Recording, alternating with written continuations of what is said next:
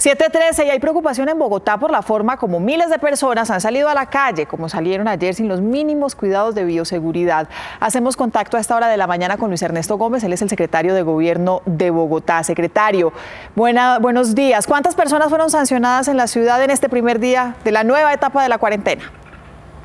Mónica, muy buenos días. Pues miren, tenemos que todos familiarizarnos con esta nueva normalidad, una nueva normalidad donde muchas personas salen a trabajar en la ciudad de Bogotá, 2.300.000 personas habilitadas por los decretos del Gobierno Nacional para trabajar en papelerías, en ferreterías, en comercios de vehículos, de autopartes, en construcción, en manufactura y otras que ya venían habilitadas.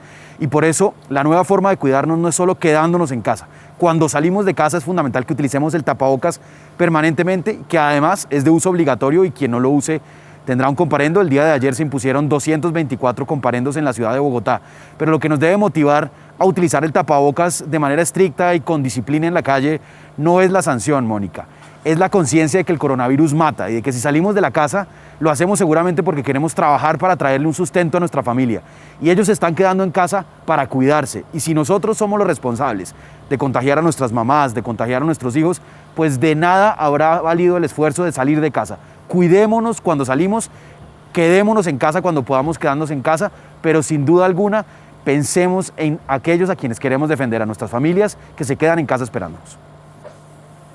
Luis Ernesto, ¿se han respetado las medidas y además la del límite del 35% en el transporte público, en Transmilenio, por ejemplo, aquí en Bogotá? Bueno, Juan Diego, esa es una medida fundamental. El Transmilenio no puede superar el 35% porque se nos vuelve un foco de contagio y la alcaldesa ha dicho que en esos casos es mejor incluso cerrarlo. Y por eso nosotros monitoreamos minuto a minuto cuál va siendo la carga de Transmilenio. Veníamos durante la primera etapa de cuarentena con unos promedios del 20% de ocupación, obviamente unos horarios donde se subía del 20, 25 hasta el 30% y un promedio del 20%. El día de ayer tuvimos sí un incremento del 8% sobre ese 20% promedio, todavía estamos por debajo.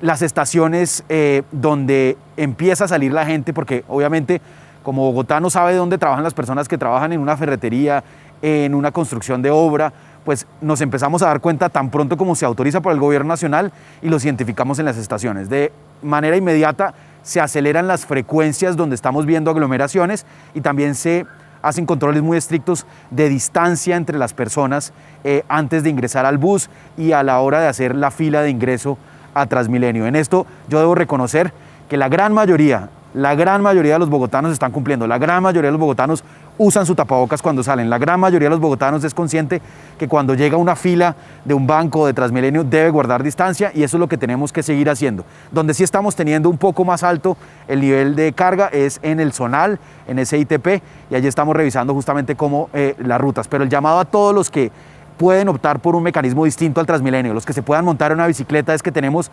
80 kilómetros de ciclovías adicionales en todo Bogotá, por las principales arterias viales, usen la bicicleta, muchos lo están haciendo, esto nos descarga el Transmilenio, y a los empresarios que hagan uso de los nuevos horarios que ha decretado el gobierno distrital, horarios que van más allá del pico de 5 de la mañana a 8 de la mañana para arrancar a trabajar. Secretario, ¿cómo le fue a Kennedy? Porque en esta localidad, pues ya después de la alerta naranja hay un comportamiento distinto, las medidas son distintas, los protocolos de bioseguridad son distintos. ¿Qué está pasando en Kennedy? Kennedy tiene el nivel más alto de contagios, de casos positivos de todas las localidades, pero además de contactos, es decir, personas que nos dan positivo, que llamamos y le preguntamos con quién ha tenido contacto en los últimos días y evidenciamos que esas personas también viven en inmediaciones, también están en la localidad de Kennedy. Por eso se decreta la alerta naranja y por eso se decretan zonas de cuidado especial, distintos barrios.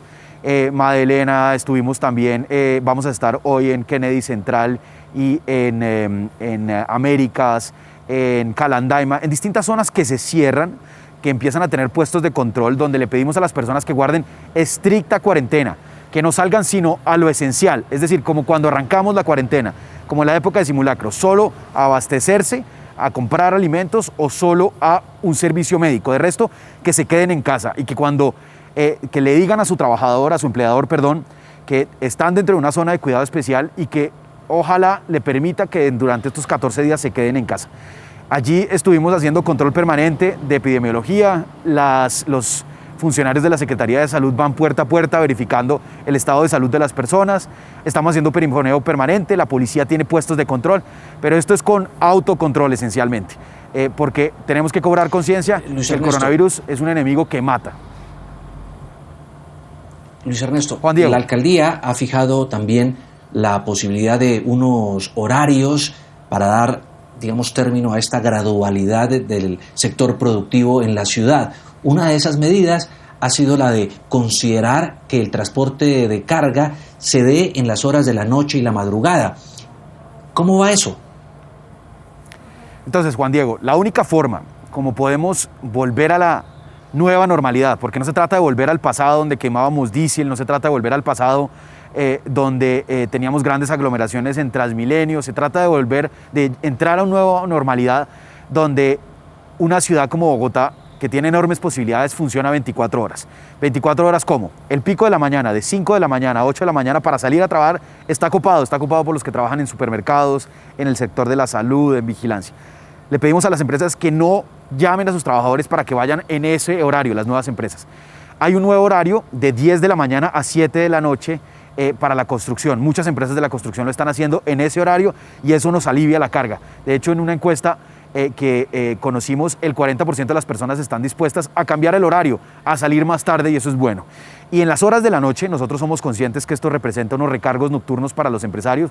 Muchos empresarios de la manufactura ya han manifestado que les interesa, que quieren aportar, que su forma de ayudar justamente a esta nueva normalidad para poder abrir progresivamente y con mucho cuidado sectores de la economía es hacer uso de horarios que no hacen otros y esto iniciaría en horas de la noche. Lo mismo le pedimos al transporte de carga. Si Bogotá funciona 24 horas y no como lo hacía en el pasado de 5 de la mañana a 7 de la noche, vamos a tener una ciudad donde nunca tenemos tantos picos de personas en las calles y vamos a poder poco a poco familiarizarnos con esta nueva normalidad donde el COVID está presente, donde vamos a tener que tener mucho cuidado con tapabocas y con medidas de bioseguridad en el puesto de trabajo.